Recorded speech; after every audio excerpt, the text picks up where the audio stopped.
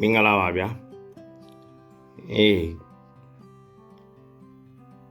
ကျွန်တော်သတင်းတော့ရတာပေါ့နော်ဒါနဲ့တက်ရောမသိကျင်တော့မသိကျင်တော့ပြီမဲ့အခုလေးတင်တွေ့လိုက်တယ်အေယာဝတီကပေါ့နော်မသိကျင်အမေအေယာဝတီကစောက်တလွဲတွေပြောထားလို့ဗျာအဲ့တော့ကျွန်တော်တက်ပြီးတော့ပြောပြတာစောက်တလွဲဆိုသူတို့ကအေယာဝတီဆိုတဲ့ mainstream အေယာဝတီဆိုတဲ့တကယ့်ကိုနာမည်ကြီးမီဒီယာကသူတို့ပြောချင်တာပဲပြောသွားတာတည်င်းနေထိန်ချန်ပြီးတော့ပြောသွားလူတွေတလွဲတွေးအောင်အဲ့ကြလို့ချင်းတမျိုးပြီးဖြစ်ကုန်မယ်အဲ့ကြောင့်ဒီကောင်လေးဗျာတကယ်စီးမရှိကမ်းမရှိကောင်လေဟိုဘက်ဘောမဖွဲရလဲဘောမဖွဲအလျောက်ဒီဘက်ဖွဲရလဲဒီဘက်အဖွဲအလျောက်တည်င်းနေစောက်တလွဲတွေပဲပေးနေဆိုတော့တကယ်အလေးမှာအလုပ်လုပ်တဲ့လူတွေတကယ်ဒုက္ခရောက်တယ်ဗျာအဲ့ဒီအတွက်ကြောင့်ကျွန်တော်တက်ပြောပြအေယာဝတီကဘာပြောသွားလဲဆိုတော့ဒီပီတာဆိုတဲ့ဥစ္စာ Prime Minister ပြဖို့မပြဖို့ဆိုတာမသိကြဘူးပေါ့နော်ဘာဖြစ်လို့ဆိုဟိုမှာစနစ်တယ်မှာအကုန်လုံးကစစ်တပ်ကလူတွေထိုင်နေဗမာပြည်အတိုင်းပဲဟုတ်ပါတယ်မှန်ပါတယ်စနစ်တယ်မှာဗမာပြည်လူတွေထိုင်ဗမာပြည်အတိုင်းပဲထိုင်နေတယ်သူတို့ဒီဘက်က house မှာသူတို့85ရာခိုင်နှုန်းရမှာသူတို့နိုင်မှာပြီးတာ Prime Minister တက်လို့ရမှာနောက်မလို့ရှိရင်စနစ်ကနေကန့်ကွက်တယ်ဆိုလို့လုံးမရအောင်အဲ့တော့85ရာခိုင်နှုန်းဖြည့်ဖို့ဆိုတာဥတုမှာ shortage ဖြစ်တယ်ထိုင်ကုန်90လောက်လို့အဲ့အလီကိုလည်းသူမပြောပါဘူးဟိုလိုဒီလိုနဲ့ခင်ဗျားတို့အဲ့ discretion မှာကျွန်တော်တင်ပေးလိုက်ဒီကောင်လေးဘယ်လိုပြောသွားလဲဆိုတော့ခင်ဗျားဗျာဒတိမီဒီယာအကြီးကြီးတစ်ခုလုပ်ပြီးကျုပ်တို့ကဒတိမီဒီယာမဟုတ်ဘူးဂျားကနေဒီတိုင်းနားထောင်တဲ့လူကတော့မှနားထောင်တဲ့လူကသိနေဆိုတော့ဒါရဲ့တော်ပေါ်ကြီးကိုသိရမလားပေါက်ရတွေရှောက်ပြောတယ်သိရမလားသူပေါက်ရပြောတာအကြောင်းမဟုတ်ဒီမှာဆောင်းနေသူတို့ဘာသူအိမ်မှာအေးစိတ်အိတ်နေလို့ရဂျားဒေါ်လာရေးလုပ်တဲ့လူတွေကဟိုလိုဒီလိုနဲ့ဂျားတေချင်းစုနဲ့တေချာမပြောနဲ့ဗျာပြောရင်တယ်အမှန်အပြည့်စုံပြောတဲ့ဆိုတဲ့အခါကျရင်လုတ်ကင်နေတဲ့လူတွေကဘာလုပ်ရမလဲဆိုတာစဉ်းစားလို့ရတာပေါ့သိရမလားနော်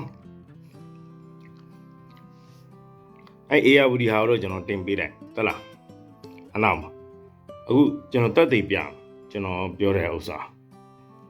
စနေမှာနောက်တစ်ချက်ကဒီကောင်ကဘီတာကအဲ့ဒီစနေကိစ္စခဏထားလိုက်အောင်ဘီတာကလောလောဆယ် Prime Minister ဖြစ်မလားထောင်နှန်းဆိုင်အောင်မလားဖြစ်နေတယ်စပဒနာနှစ်ခုတစ်ခုကသူရွေးကောက်ပွဲမှာသူစော်ဩထားတဲ့အတိုင်းပဲသုံးချက်သူစော်ဩထားတယ်တစ်ချက်ကဘာဩထားလဲဆိုစစ်တပ်ရဲ့အာဏာကိုသူတို့ကကြော့ပါအောင်လုပ်တယ်တိုင်းပြည်မှာနံပါတ်2ဘယင်းကိုလေမျိုးဆက်ကိုလည်းတုံးအောင်သူကလုံးမှာနံပါတ်3အချောက်လေးကိုမင်္ဂလာဆောင်လို့တရားဝင်မင်္ဂလာဆောင်ဝင်ရအောင်တင်းနဲ့နှစ်ကစောက်ကြောင်းမှုကြိုက်တာလို့တင်းနဲ့3ကကိစ္စမရှိစောက်ကြောင်းမှုနံပါတ်2ကစောက်ပြဿနာရှိတယ်မိုနာကီကိုတွားထိမယ်ဆိုစောက်ပြဿနာကြီးကျက်တယ်ဘာဖြစ်လို့လဲဆိုတော့အဲ့ဒီဥစ္စာ constitution နဲ့မှာပါထားပြီးသား1908ခုနှစ်ကလေးက constitution မှာ112သူ့ရဲ့ဥပဒေရဲ့နံပါတ်က112ထဲမှာပါတယ်ဘယင်းနဲ့ဘယင်းမျိုးနွယ်တွေတိပဘာညာဖြစ်လို့ရှိရင်ထောင်လန်3နှစ်ကနေ15နှစ်တိကျကျွန်တော်အခုတက်တည်နဲ့လည်းဖွင့်ပြမယ်နိုင်ငံခြားသတင်းဌာနတွေကပြောတဲ့ဟာနောက်တစ်ခုတည်းမဟုတ်နှစ်ခုပွင့်ပြအဲ့ဒါလေးအေယာဝတီတွေကမပြောပါဘူးเนาะနောက်ပြီးတော့လဲကျွန်တော် ကျွန်တော်ဒီကပြီးလို့ရှိရင်အနောက်မှာကျွန်တော် screenshot လုပ်ထားတယ်တက်တရထောက်ထားတည်င်းအနီလိုင်းနေနဲ့တားထားတယ်မင်းတို့သွားကြည့်ထောင်တန်း15နှစ်ဆိုတဲ့ဟာနော်အဲ့ကြောင့်တချို့သူနဲ့ပေါင်းမဲ့အဖွဲ့အသေးတွေကလည်းမပေါင်းကြင်ကြအောင်ပေါင်းတော့မှသူ့ကို Prime Minister မပေးဘူးအဲ့လိုမျိုးတွေဖြစ်နေတယ်အဲ့ဒါကိုဒီကောင်တွေက ARD ကပောက်ကရတွေရှောက်ပြောတယ်စစ်တပ်ကပဲမဟုတ်တယ်လို့တဲ့ပုံစံယူရီးယားစစ်တပ်ကပဲလဲဗမာပြည်နဲ့စစ်တပ်နဲ့ယူရီးယားစစ်တပ်နဲ့ဗမာပြည်စစ်တပ်နဲ့တခြားစီယူရီးယားစစ်တပ်ကဘရင်ကတိန်ကိုင်းလို့တိန်တာအရင်ဟာတယ်အကုန်လုံးကဘရင်ကိုချော်ကားလို့တိန်တာမင်းနားလေလားအေယာဝရီးယားကောင်နှစ်ကောင်လုံးခွေးမသားနှစ်ကောင်လုံးငါတို့ကောင်နဲ့မြန်မာပြည်ကလူတွေအပြင်တည်င်းနားမထောင်စုပြီးတော့တောင်လိန်မြောက်လိန်ရှော့လိန်နေညီတို့ကောင်လေဒါနဲ့မီဒီယာတွေမီဒီညာမြေဘေးတွေအနားထောင်ကြည့်လိုက်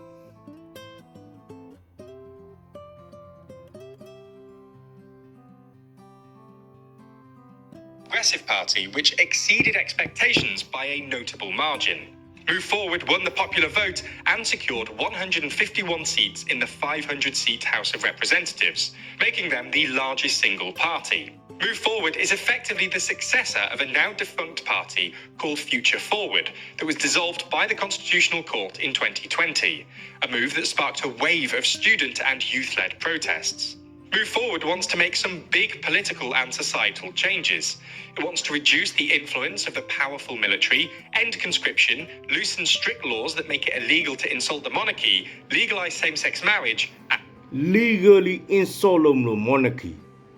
Number 2 အချက်က legally insult ဆိုတာတရားဝင် insult ဆိုတာဘာမှလို့ဘယ်လိုခေါ် insult ဆိုတာစောကားလားအေးအဲ့ဒီကောင်စောပြဿနာတက်မှာနံပါတ်3ကအချောက်တရားဝင်မင်္ဂလာဆောင်အဲ့ဒီကောင်စောပြဿနာရေးလေကြီးစက်နာထောင်ကြည့် more. By Thai standards, these are pretty radical proposals, particularly loosening the royal insult law, known as Section 112, which can see jail sentences of up to 15 years for those convicted of defaming or insulting the royal family. တွေ့လား Royal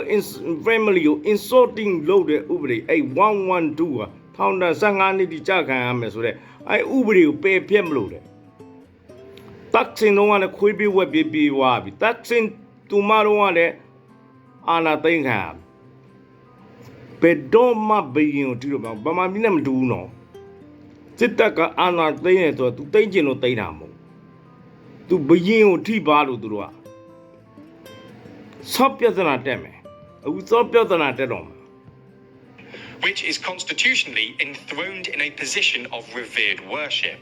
Critics say this law is increasingly being used to silence and crack down on pro-democracy activists.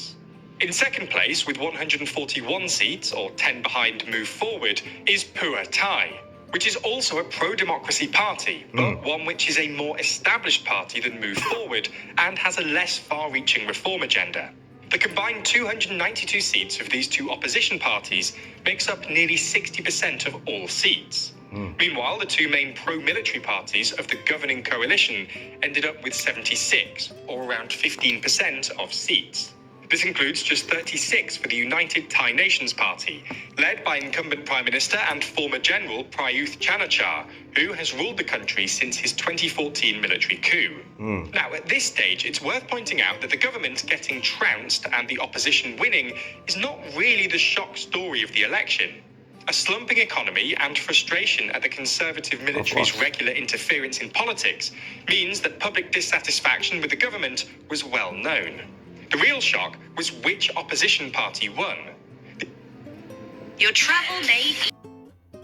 The assumption had been that Pheu Thai would emerge in first place, and its leader, Paetongtarn Shinawatra, would become Prime Minister. As her name suggests, Shinawatra hails from the Shinawatra political dynasty, being the daughter of billionaire former Prime Minister Thaksin Shinawatra, who was ousted in a military coup in 2006, and the niece of former Prime Minister Yingluck Shinawatra, who herself was ousted in a 2014 coup. To put it simply, the populist Shinawatra clan are a major force in Thailand, with a significant political machine, and as such, this election was billed as another bout in the long-running battle between the Shinawatras and Thailand's military and royalist establishment. Pheu Thai and its predecessor parties have come out of every election since 2001 as the largest party, although they have been in and out of power thanks to the semi-regular intervention of the military. Polling suggests that Pheu Thai would once again come out on top as the largest party, with Move Forward expected to come second. But what actually happened was the reverse, with what has been described as a political earthquake. So with the results in, it's Move Forward's leader, Peter Limjaroenrat, that's on course to become Thailand's new Prime Minister. The 42-year-old has been quick to begin work on forming a government and has declared plans for a six-party coalition comprising his Move Forward party, Pheu Thai, and four smaller parties. But while Move Forward and its supporters hailed Sunday's election as a major victory, there are a number of roadblocks ahead. Assuming a coalition agreement is hammered out, then the coalition in question would have 309 seats out of the 500 in the House of Representatives. That brings them to the next. Coalition 309 seat ရတာပြီးပြီ500ပါနော်တကယ်တော့သူရကိုရမှာ376 seat ရမှာ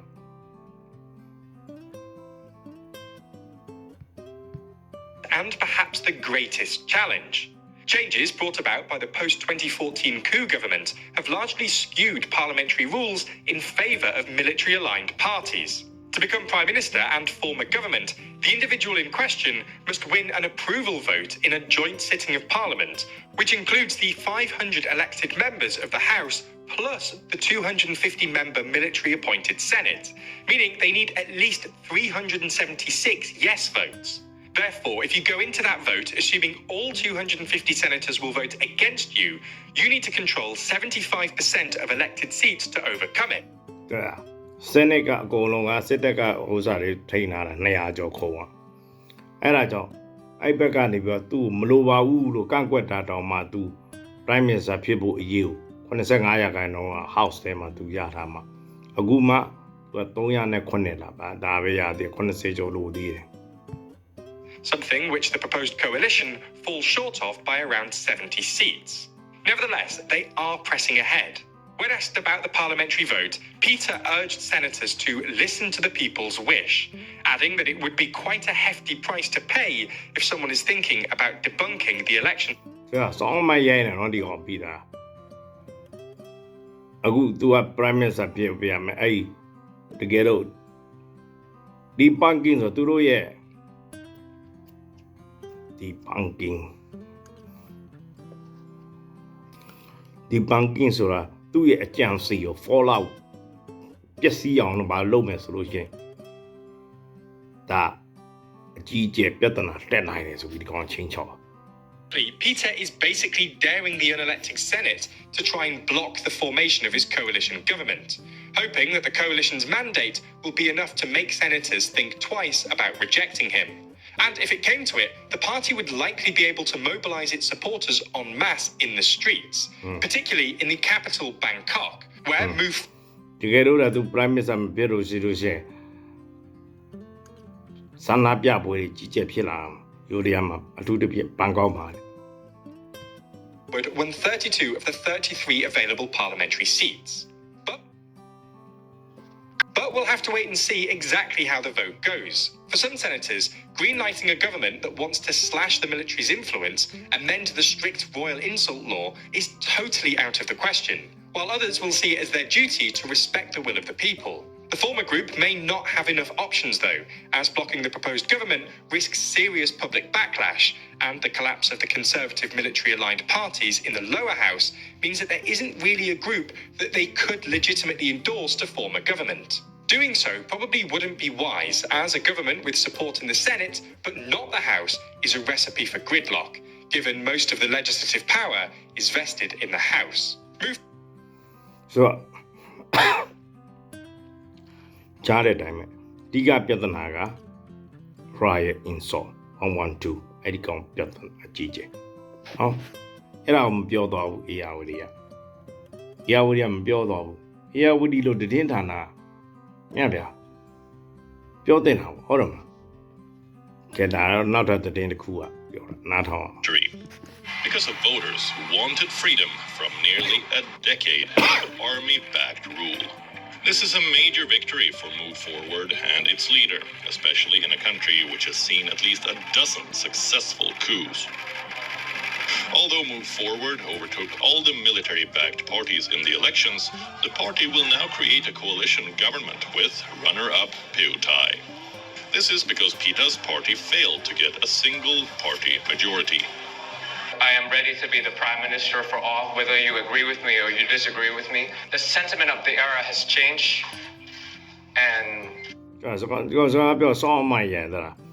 whether you agree it or not ဒါမင်းငါတို့နဲ့ပူပေါင်းပြီးတော့မှဟိုအစိုးရဖွဲ့ရမယ်အရေးကိုသူကငါလို့ရမှာဆိုပြီးစောက်တော်လဲကောင်ဟုတ်လားညာအင်္ဂလိပ်မှာတော့ပြီးတော့စာတင်ပြီးအင်္ဂလိပ်ဘောမှာပြီးတော့ကိုတိုင်းပြည်ကိုဖျက်ဆီးမဲ့ကောင်ကိုဘီရင်ကိုတော့ကိုဖျက်ဆီးမဲ့မီးပြီ it's right. It was the right timing that people have been through enough of lost decade in the past decade, and today is a new. ဘာလို့ဆိုရှင်ကြည့်လိုက်လို့ရှင်အင်္ဂလန်ကကင်းနဲ့ယိုရီးယားကင်းနဲ့ယိုရီးယားဘီရင်တွေထဲမှာသူကချမ်းသာဆုံး kingdom ဆိုတော့မမြင်ကျင်တော့သလားဒီကောင်တွေကဖြက်စီးခြင်းနေရအရှိပိုင်းမှာယိုရီးယားပဲကျန်တော့တဲ့ kingdom ဘရူနိုင်းမှာရှိတယ်ဘရူနိုင်းမှာရှိတယ်သွားမတိရဲ့မာဆာလာကလားမလာပဲဒီဟာပဲလာထီဟလားအဲကြောင့်ဘူတန်ဘရင်ဆိုအပြတ်လောက်တာနိုင်ငံခြားသားလုံးဝလာလို့မရဘူးဘူတန်မှာအလဲလာမယ်ဆိုလဲကြိုတင်ပြီးတော့သူကလေပြန်လက်မှတ်လောက်ရတယ်ပို့အကုန်လုံးဟိုတယ်ပြီးလို့ရှိရင် tourist guide အဲ့တယောက်နဲ့အဲ့နေရာပဲသွားလို့ရတယ်ဒါပဲပြီးမင်းတန်းပြန်မယ်ဒီပြန်ကွင်းတန်းပြန်ဘယ်မှသွားလို့မရဘူးသူတို့သိတယ်ဒီနမဆောင်တွေလာလို့ရှိရင်လာရှုပ်မှာဆိုသိတယ်ဒါကစက်နာထောင်ကြ and hopefully it's full of bright sunshine of hope going forward. So, who is this man set to become the next Prime Minister? 42-year-old Pita Limjaroenrat comes from an influential family. His father and uncle were advisors to the Thai government. Pita started his political career as a member of the Future Forward Party. Founded by a staunch critic of the army, the party shook political advisor Thai politics with its demand for change. After Future Forward was disbanded due to certain allegations, the Move Forward Party was formed and Pita stood as the leader. At the same time, thousands of youngsters took to the streets. They demanded amendments to the constitution, a new election, and an end to the harassment of rights activists. Pita and his party listened to the citizens and acted upon it. The desire for change drove Move Forward's appeal in the elections. So, what changes does the Move Forward Party aim to bring? The main aim is the Les Majest reforms. The Les Majest law is mentioned in Article 112 of Thailand's Criminal Code. It says that anyone who defames or insults the king, the queen, or the regent will be punished with a jail term of 3 to 15 years. What is a... King, queen, relative အကုန်လုံး insult လုပ်လို့ရှင်3နှစ်ကနေ15နှစ်ထိထောင်ချ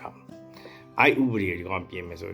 ဒီကောင်ရဲ့လုတ်ဆောင်ချက်ကိုလူတွေကယိုရီးယားလူတွေကဘလောက်များထောက်ခံလို့တယ်စနေမပြောနဲ့ house မှာတော့မှ 50% အောင်မရှိသူ့ vote လုပ်တဲ့ကောင်သူ့ရဲ့